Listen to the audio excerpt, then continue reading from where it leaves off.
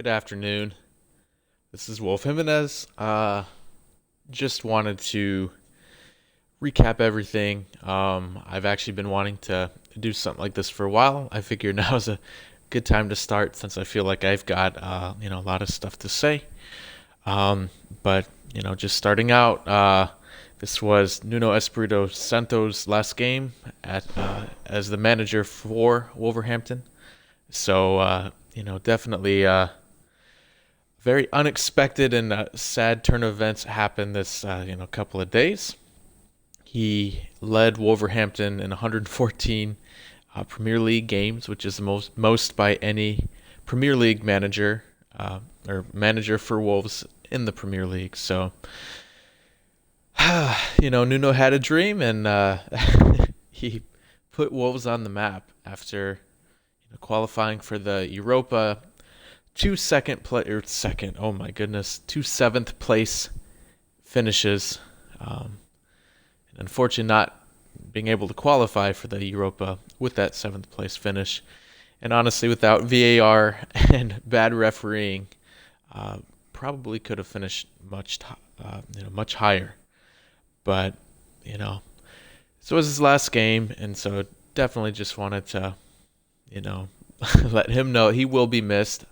I know there is a minority within the Wolverhampton fan base that they wanted him out, but I know the majority of people loved him and loved what he brought to the team. He gave them an identity, Portuguese defensive identity, and so it'll be interesting to see how Wolverhampton can come back next season, who they get at the helm to lead them, what players decide to leave, what players decide to stay.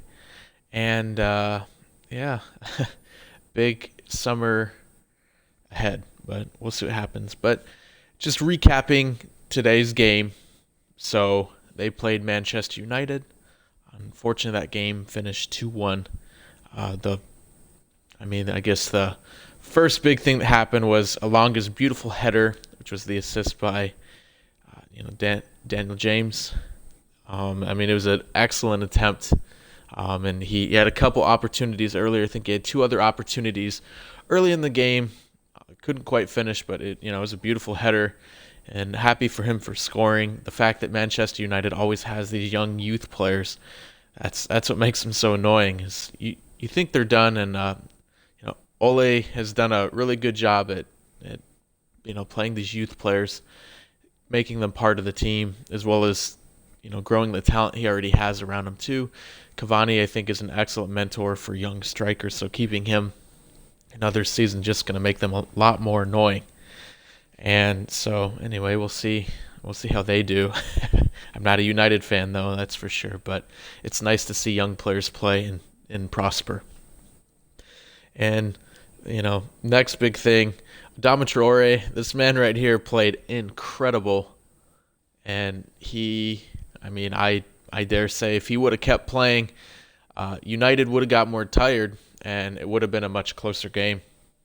But unfortunately, him playing so hard and so aggressive, he looks like he picked up a hamstring injury, which is really going to, it could be another long-lasting injury for Wolves. The fact that he was sitting in the stands after hopefully means he's okay. Hopefully he can play for Spain if he gets the call-up during the Euros. I think he deserves it. He's playing well. I want him to be confident. I want him to be a confident player and continue to be able to grow.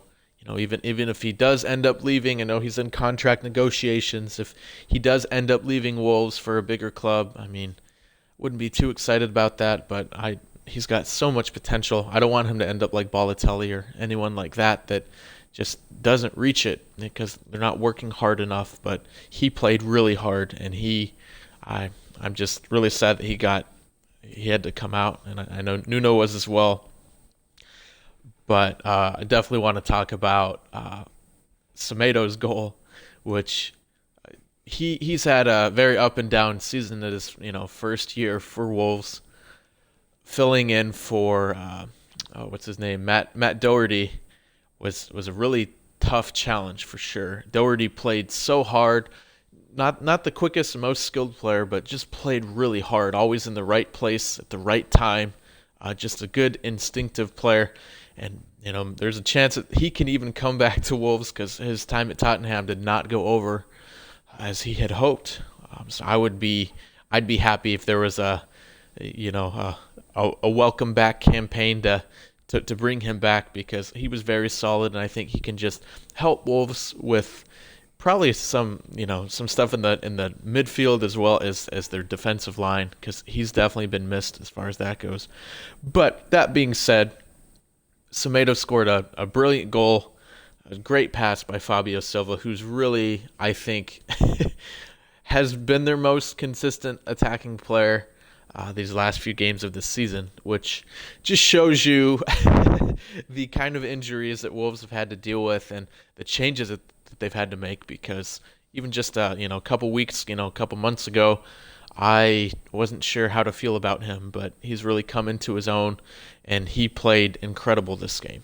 A couple mistakes here and there, but heck, with what he's had to overcome this year, with not being expected to play and fill in for Raul is just, incredible. So anyway, happy they got that equalizer. Wish they could have kept that. But of course, watching all these Wolves games all year, what has been the most consistent thing? It's inconsistent refereeing and not calling stuff for Wolves, but always against them. Always against them. Goddamn, Donny van de Beek flopped in their box, got a little touch on the top of his foot, took 2 other steps, and then jumped up in the air. Somehow gets a bullshit call, which is unbelievable. I cannot believe that happened. I'm very disappointed. If Wolves lost because, Alonga scored another beautiful header, Daniel James made another great pass, it was a nice deserved goal, that's one thing, but I don't know, to lose on a penalty that should not have been given. There were no calls in favor of Wolves just about this whole game. Mike Dean did a ridiculous job, and I know he's a very divisive referee, but my God, I cannot believe that. But I guess that's just the Premier League VAR. It can work in your favor unless you're Wolves, and it seems to always kind of have the opposite effect, which is really hard for them because goals have been a really hard thing for them to come by. So free goals given away is just, a major, shot in the foot. So, and unfortunately, Juan Mata converted the penalty. This great penalty is probably the end of his campaign here within the Premier League. And I think he's a great player. I think he's done well. He's a very skilled player, very instinctive, plays really hard. So I wish him the best in his next venture if he chooses to leave. Link up with Jose Mourinho again. I think that'd be a cool fit within Roma. They can have Pedro and Mata on that same team. And hopefully they can bring in some other players and make Roma a contender. I know they've kind of slipped. Dzeko's getting pretty old, so they can't rely on him as much as they used to. But he's still brilliant, and bringing in other players around him, I think, is only going to help. So breaking down the second half, definitely not as exciting. There were no goals, nothing really to talk about. Dendoncker came out for Gibbs White after having an almost chance that Fabio Silva took away. But he was just trying to be an effort player, and at least he got a touch. It's better that someone at least got a touch than nobody went for it. Dendoncker chewed him out, but very well could have been an equalizer. But Dendoncker came out, and Gibbs White came in and definitely brought a nice little spark to the team. He was able to create a couple chances. He made a couple bonehead plays too, but for the most part, I thought he did well. I first was going to highlight his inconsistency, but he actually played well, and almost picked up an injury. Might have actually picked up an injury and kept playing. We'll see how that plays out. No, he's had his injury struggles this year, coming back from his loan from Swansea City. So anyway, it'll be nice to see how he can do if he can continue to develop. I know it's kind of halted a little bit, but anyway, and Willian Jose has had a very mixed time here at Wolverhampton. It'll be interesting to see what happens to him. I know Real Sociedad is looking to get rid of him and kind of off him. If Wolves are able to strike up some deal and they can get him for cheap, I think he's helped their attack. I think he is one reason Fabio Silva is doing well, because now Fabio Silva has a challenge. He's got somebody that pushes him in practice, allows him to be, continue to grow, be a better player, do what Raul was supposed to do this year, but unfortunately wasn't able to carry that out due to the injury. No blame there. And then Nuri came out for Marsal. And Marsal, I thought, was an excellent signing. They got him for like $3 million, something like that. I was so excited when they got him, but he has been their most injured player this year, and that's saying a lot. They've had so many injured players this year, but I think that was probably the most I've seen him play. Every other game he's had to come out. He's been the sub that's had to come out because he re-injured himself or something. So I still think he's a good player, but unfortunately,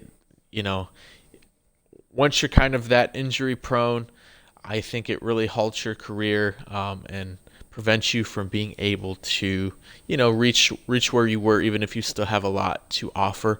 Kind of like Ronaldo from Brazil, who I still believe was the greatest striker of all time, but once he got his knee injuries, and that I think played a role with him being unable to reach where he was, slowed him down, and slowing him down, I think, just kind of had a lasting effect. I know he ended up gaining some weight, being a little bit stronger. Definitely a great player, but it was just really sad to see him not reach his full potential that he could have and should have had by the time he was 30, instead of being a sub that couldn't finish the games. So anyway, Marsal, I think, is much older. He's probably about 35 or so. So he definitely has a little bit less to offer, but he could have helped Wolves a lot. He could have filled in, I think, as a center back when Bowley was injured, or when someone else was injured. There's just been so many injuries on Wolves that this whole year has been absolutely crazy. But Gibbs White did well. Anyway, back to that. Gibbs White did well up until and then he tried to go for the spectacular, doing the little back heel aerial shot, and nowhere near goal, but landed on his shoulder. So again, we'll just have to see how he does. And then, of course, Bowley had one good final shot, which it ended up being quite wide, but at least it was a good effort. So that's this season at Wolves. It'll be interesting to see what ends up happening. I know they have a couple decisions to make with loan players. They have Vitinha, Ait-Nouri, and Willian Jose.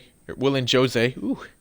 And Vitinha, I have a feeling that he'll end up staying. I think he'll make Wolverhampton his home, but we'll have to see what happens with the other ones.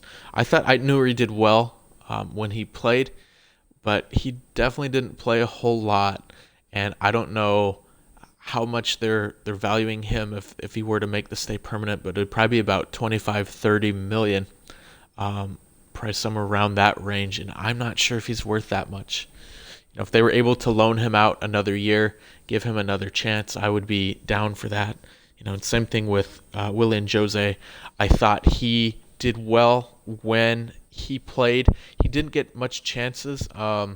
For some reason, he had lots of great efforts, and I thought he was, for the most part, in a good position to score.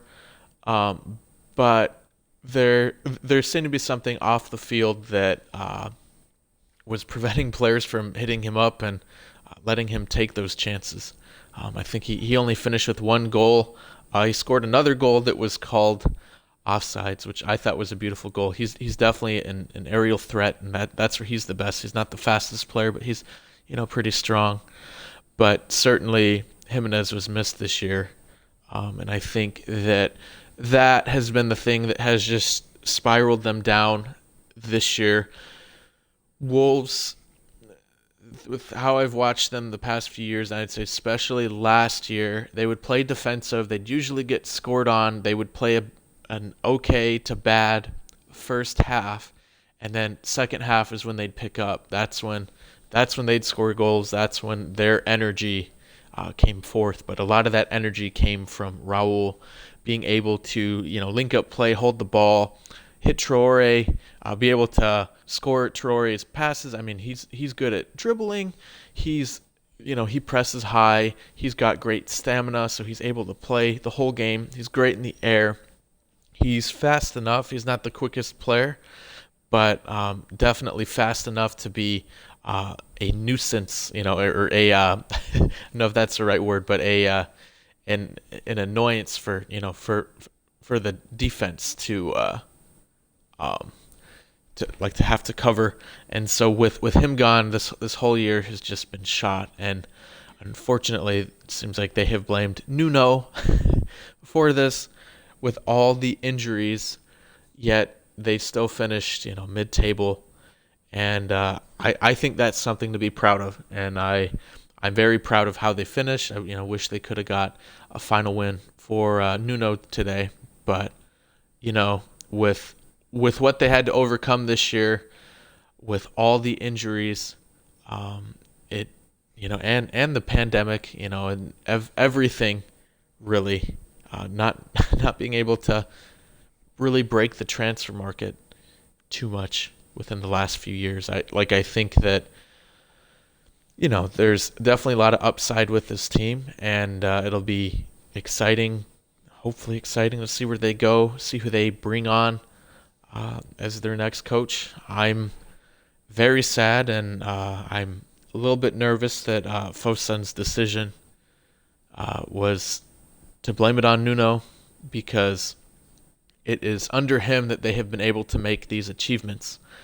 And maybe there's something I don't know, but I know Nuno's, again, very well liked. I thought his players liked him, the fans liked him.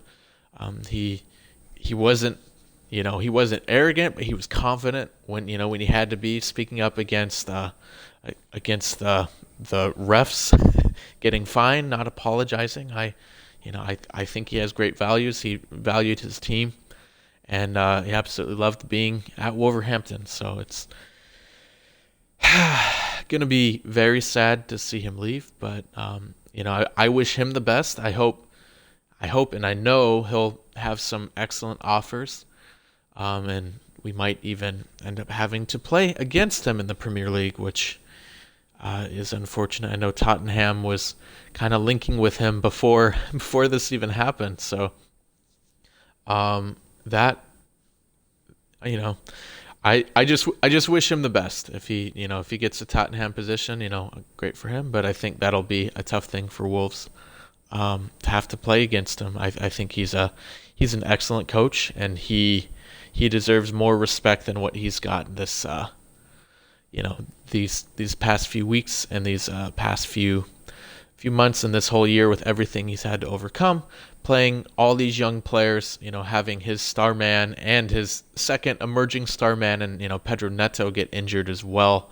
Giamotino's been injured, Podence has been injured, Boli's been injured, and then with COVID, I know Connor Cody missed his first game. He had a whole handful of players that were unable to play, and it seemed to really affect them. But he managed to overcome them, and they were safe. They had a bad season and were safe in the Premier League, and I think with, again, with all they had to overcome and where they have come from, being, being a championship team and a just kind of mid-level championship team, for them to be a mid-level Premier League team on a bad season is phenomenal. And I just want to thank Nuno Espirito Santo for his his time and his effort here at Wolverhampton. He has made me a fan. I am a diehard Wolves fan, and I will be forever. Thanks to him, he made me a fan, and I hope that I wish him the best, and I hope the Wolves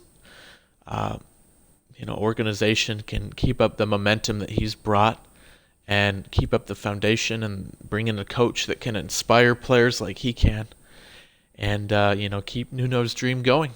But yeah, I just kind of at a loss of words, but I knew I had to say something. But thank you, Nuno, for everything. Wish you the best, and your time at Wolverhampton will not be forgotten, even by this American-born Wolverhampton fan that you have made over here across the pond. So, anyway, well, I guess that's it. Nuno had a dream, and dreaming is free. So, wish you the best, and we'll miss you here.